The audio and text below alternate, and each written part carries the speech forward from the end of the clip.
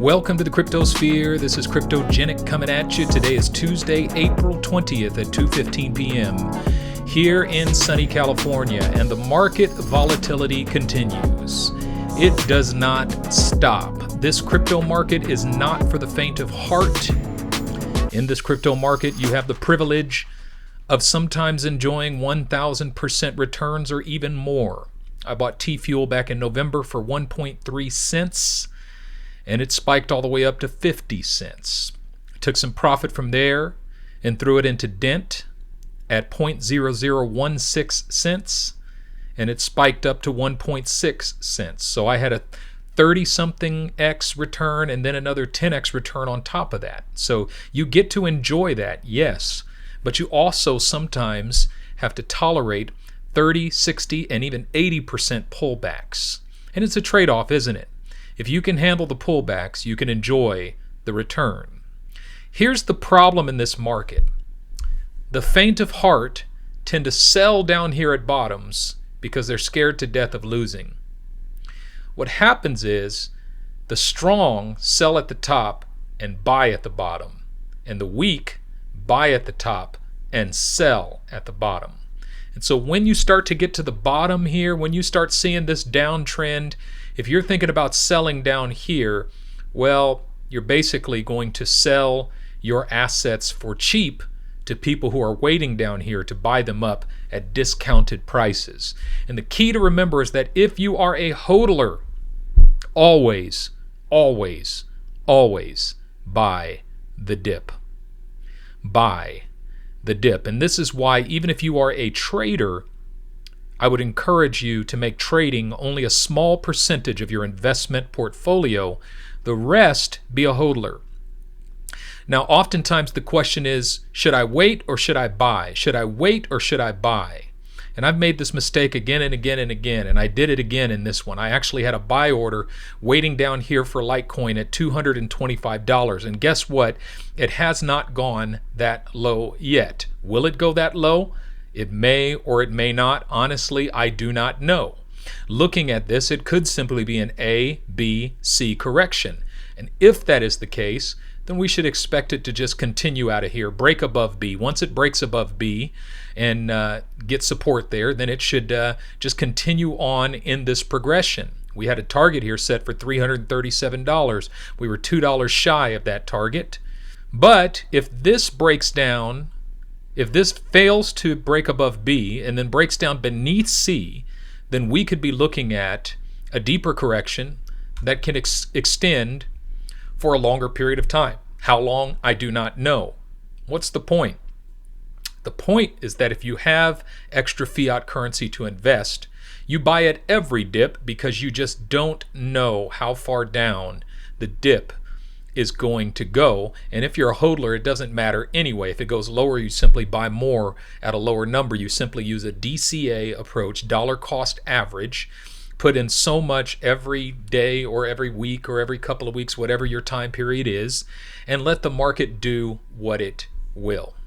Now, I want to take a look at the market structure for a second. And here on this side, we've got the total crypto market cap. And here on this side, we've got Bitcoin dominance. It's interesting when you look at these two charts, isn't it? Because the total crypto market cap is bullish. We're looking at a $2 trillion market, and this is our third consecutive week. We established $2 trillion the week before last. We maintained it over last week with slight variation, and now we're back at that $2 trillion mark. And we're right at the top of this line. If we break above this line, I'm going to extend this line for us just a little bit. But if we break above this line, we're easily looking at a $3.29 trillion market. And actually, I need to move this up from here.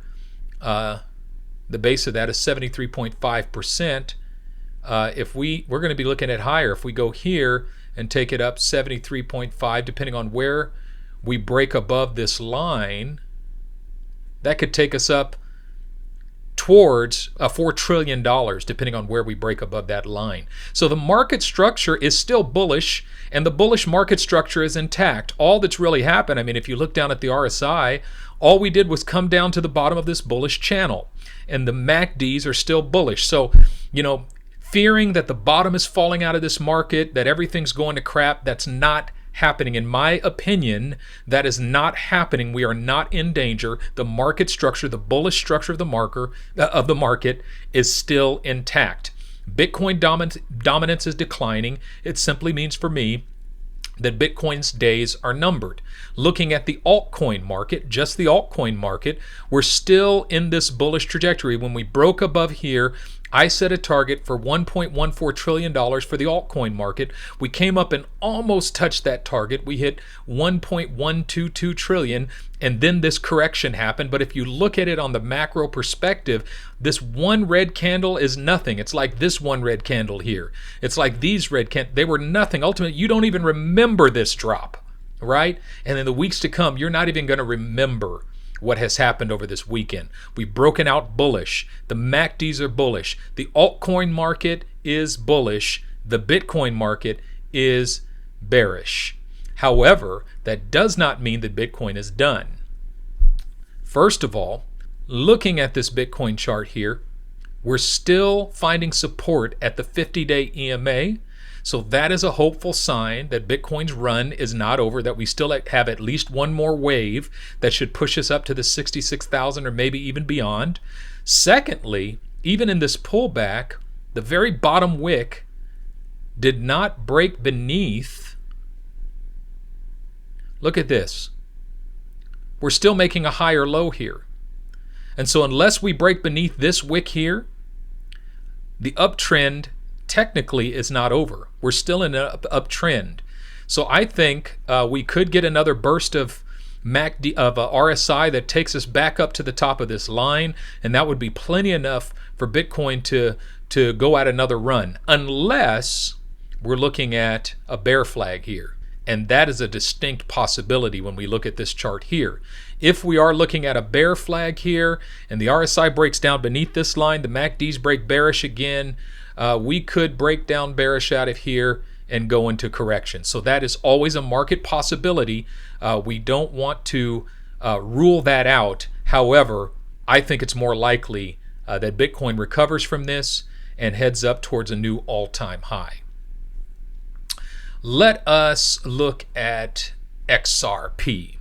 This is what's so hopeful about XRP, is that when you look at things like on the macro, this is what I like about market structures in general.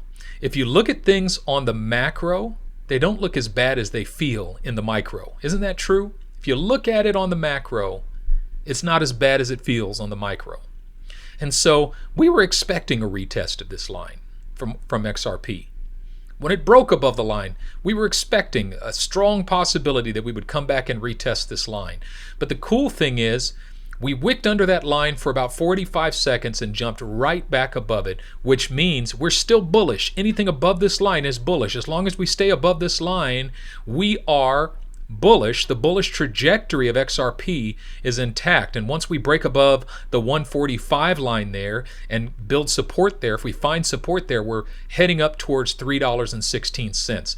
So XRP is strong, folks. Looking at these RSIs, the RSI is strong, the MACDs are strong, the price action is strong, XRP is strong, the market is strong. We are moving up, folks. And so I want to encourage us to have a plan before the crisis comes. And that's why, what I don't like to do is make decisions in the midst of panic. I know I have to know myself well enough to know when I feel panic. And honestly, I did feel some panic. I mean, when this happened here, I felt some panic. When I looked at the entire market, I felt some panic. But if you look at this XRP chart, I drew these lines when we broke out of here. And I said, here's the support and resistance lines. And I said, even just breaking out of here should take us down to a retest of $1.28. But I drew a line beneath it. I haven't changed this chart. It was $1.12. And I said, if we break beneath this line, this is the line of support. And look at what we did. We broke down, we touched that line, we recovered. This is supply absorption, which indicates that there's enough buying power down here to absorb the supply should we come down there again. And now we're starting to move up in these areas. And so I say all that to say this is just a correction. The market is strong, nothing to be worried about. Theta token is a great buy right now. If I had more fiat currency to put in the market, I would definitely buy some more Theta token. It's on sale. DGB, I think, is a great buy right now. I think we're going to see an impulsive wave pretty soon with DGB. I've been saying that, but I'm expecting a major impulsive wave for DGB. ADA is strong right now. BCH is strong right now as well. I drew this box before the whole crash happened, and I said, I was actually charting this for a friend of mine, and I said anything in this box is in the accumulation zone. If you don't have enough, I really think that we're going to see an $8,000 Bitcoin Cash before the end of this year. I think it's very strong, and in the years to come, easily 40,000 within a couple years, 3 years. So I think Bitcoin Cash is very, very strong. All right, folks, that's all I got for you today. I think this is enough. The bull structure of the market is intact. I am not worried. That's not to promise that we're not going lower, but if we do go lower, it's simply going to be an opportunity to accumulate more. And so don't let this moment hinder your ability to sleep in peace, to wake in joy, and to walk in love. This is Cryptogenic signing out.